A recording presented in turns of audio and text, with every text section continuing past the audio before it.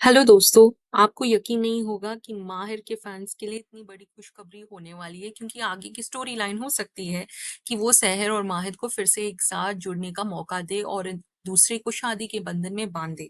जी हाँ, आपने बिल्कुल सही सुना है।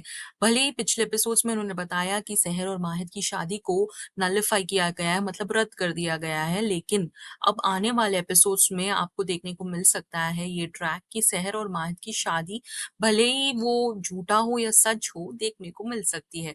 अब ये झूठा हो या सच हो मैंने इसलिए कहा है क्योंकि इनकी जो शादी होने की चांसेस है वो थोड़ी कॉम्प्लेक्स है। जैसे उनकी पहली वाली शादी भी थोड़ी कॉम्प्लेक्सिटी के साथ हुई थी, अभी भी उनकी शादी थोड़ी शायद कॉम्प्लेक्सिटी के साथ हो सकती है। तो दोस्तों होता क्या है जब माहिद अपने आप पे काबू खो जाते हैं और बेकाबू हो जाते हैं ये बात सुन के कि सहर वहां पे दरगाह पे गिर चुकी है, तो बेकाबू होकर वो मौलाना और मौलवी उनके जो भी तस्वीयां हैं उनको तोड़ देते हैं, जिससे लोग काफी डर जाते हैं उनसे। और हुस्ना भी और हैदर भी उस जले पर नमक छिड़क देते हैं और आग को बढ़ावा देते हुए मौलाना मौलवियों को भड़काते हैं कि माहिद अपना आपा खो देता है तो वो मुफ्ती कैसे बन नहीं रह सकता है।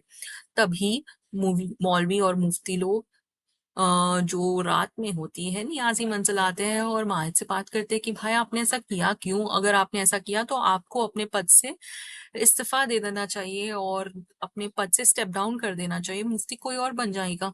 तब माहिर इस मौलाना और मौलवियों के क्वेश्चंस को देख बहुत डगमगाता है and then he comes with an answer कि मैंने इसके लिए किया बिकॉज़ मैं सहर को बहुत चाहता हूँ और मैंने सहर की अम्मी को बचाने की कोशिश की, फिर भी वो बच नहीं पाई और सहर ने अपनी अम्मी खो दी।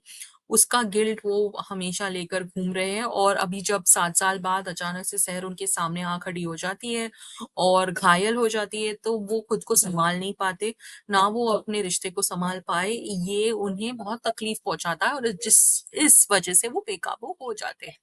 अब इस वजह को सुन मौलवी और मौलाना लोग कहते हैं कि भाई मुफ्ती साहब तो आप हो लेकिन इंसान भी हो, तो आप अपने रिश्ते को सुधारिए और जाके सहर से सुलह करने की कोशिश कीजिए और शायद उनसे शादी करने का प्रस्ताव भी रखिए।